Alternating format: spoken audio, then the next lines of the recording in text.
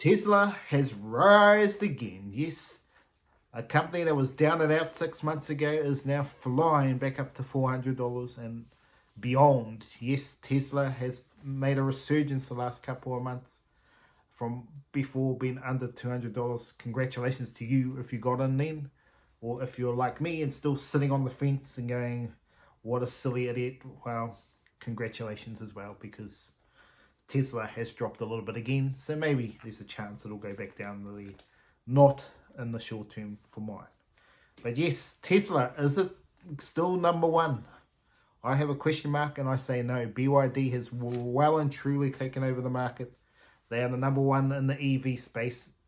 Don't get it twisted. Maybe not monetarily fairly compared to Tesla, but BYD is delivering more and more cars and at a faster rate than Tesla. So BYD, in my opinion, is number one. Tesla is number two. But Tesla is not just the electrical vehicle company. Obviously, they go for autonomous driving. But I'm telling you now, a lot of these other companies out there are doing the same thing. So just be aware when you're going to invest into any of these stocks. But one of my major concerns for Tesla, are they going to turn to the abyss if they don't update their battery technology? Because there is word out there that we are going to see revelations in the battery market with over 1,000 kilometers in one go. Is the next talking point about the next batteries. They're looking at solar panels. They're looking at paint jobs that will charge up your vehicle. Will this work? We will see. There's a lot of things happening in the space right now. Be interesting to see if this continues. So when I also look at the future of Tesla, is electric vehicles going to be number one forever in 2025? Do you think electric vehicles in 2040, that is all cars on the road are going to be electric vehicles? That is the aim. Is that going to happen? No way, Jose. You're telling me Ferrari, Lamborghini are just going to let go of all their profits? I don't think so. So to say that it's going to be all electric vehicles on the road, I think you're smoking up the wrong tree, because there's always going to be people there wanting to have their fast cars, unless you make the electric vehicles fast cars. That would be another story in itself. If they could do that, then we're talking about a different story. But then all these companies would just make electric vehicle cars anyway, so that's the future potentially. So in this episode, for you folks out there, for Tesla lovers, I'm going to go look at the fundamentals of this business, what's actually happening, what's this business doing currently to improve, and what's some of the weaknesses out there. Then we're going to do the stock analysis. We're going to look at all the financials of the company, the return on invested capital, net profit, revenue, and everything in between.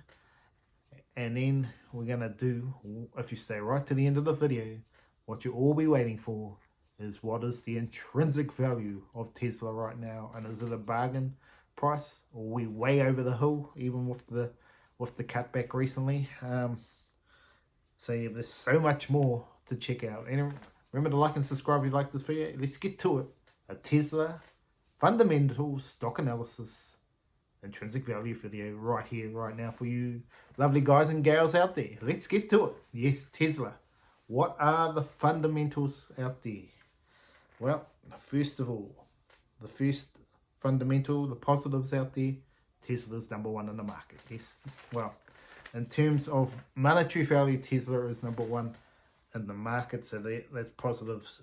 Innovation, their best innovation at the moment is the self-driving autonomous. They are one of the leaders in the space. I don't know if they're number one though. That's the question mark you got to answer yourself. You've got to do that deep dive, continue to look. But for me, I see them as one of the top ones in the business there. But where I see them getting a little bit shaky is around the kilometers. Them and BYD are pretty similar in terms of kilometers range, the 500 to 600 range roughly, or a bit lower. That's where the range is right now. But there's talks that some of these companies are looking at 1,000, even 1,300 kilometers before you have to charge up. So this is where, and for these big people that like the big cruise driving, this will be huge in this industry if someone can get to that. But yes, obviously Tesla's also not just electric vehicles. As I said before, they have energy solutions. They have, yeah, so they are doing some good things in this space. Obviously, if solar panel vehicles come in, the paint jobs, this is what we're looking at is potential for growth in the industry. The issue they've had so far with the paint jobs is that it continues to go down and down and down.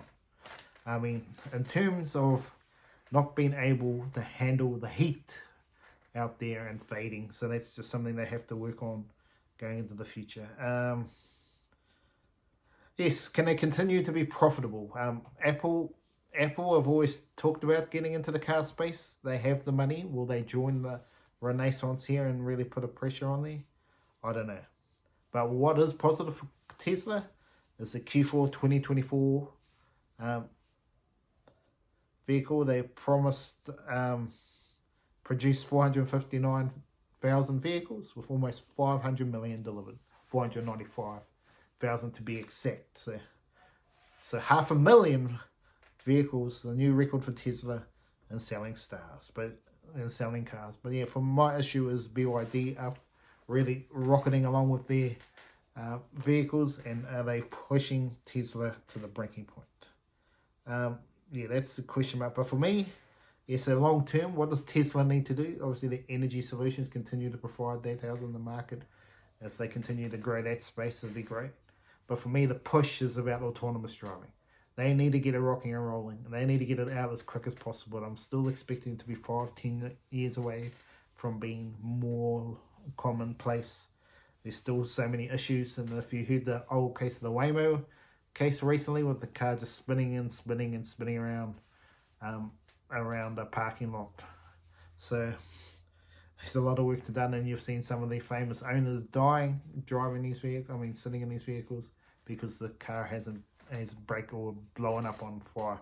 So there's a lot of work to do in that space to really get that going. Yeah, so that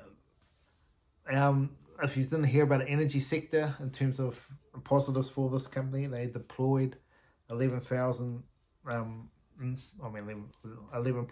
GWH, so huge improvement there. If they continue to grow that space out and make more solar energy solutions for people out there, then this is a great stock to be looking into. Yes, well, now we've looked a bit about Tesla. What about the inner sanctum? What's happening there? Can they get the car design right, folks? For me, that's the big one. I think BYD is producing better looking cars. I mean, it's cyber.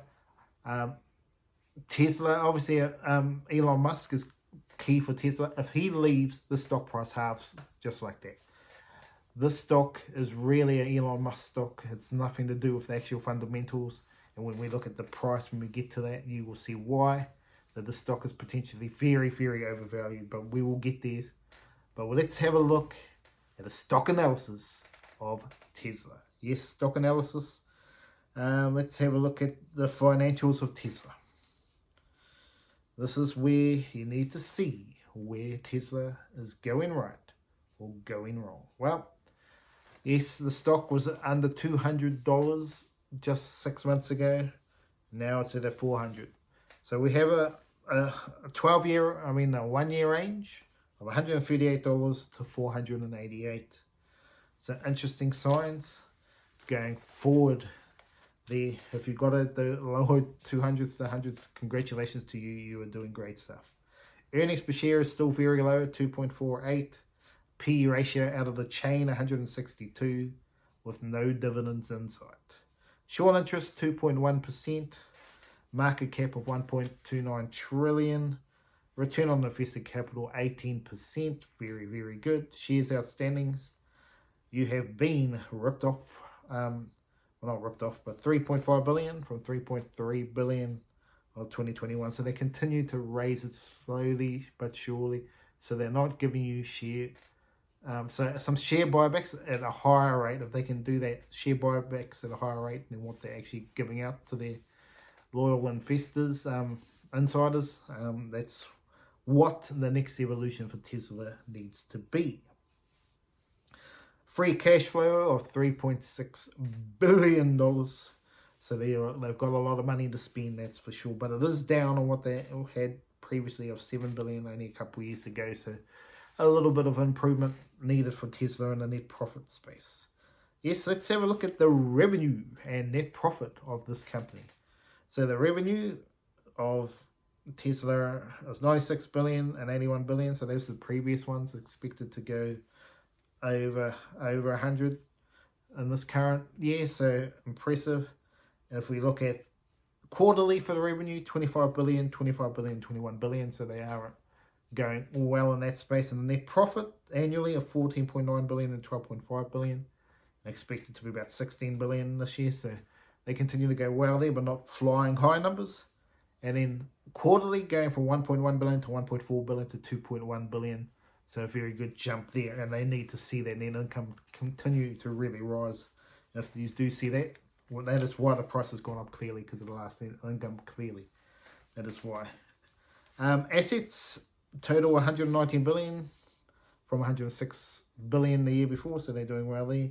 And the total liabilities has gone up 30.5 billion from 28.7 billion the year before, but they're well below the asset range, so that is not an issue at all.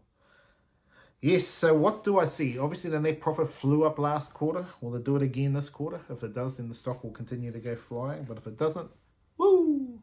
But I'd say with their revenue out there, you would say it would be a big chance that this is going to happen for Tesla.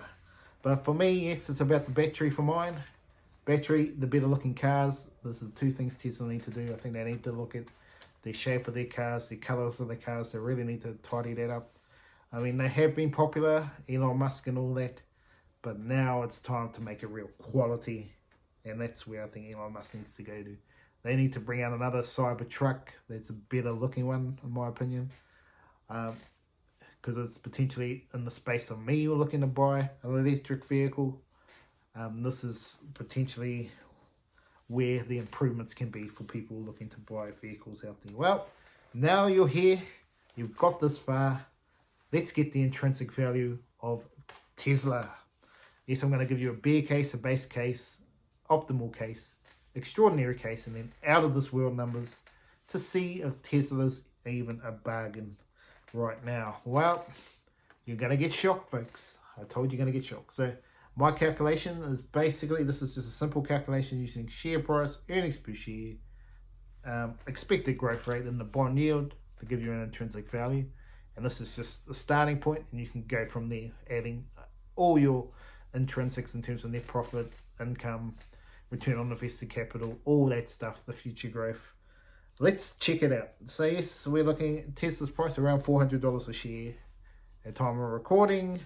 Earnings per share, so this is my bear case, 2.48, and we're still going to say 10% growth.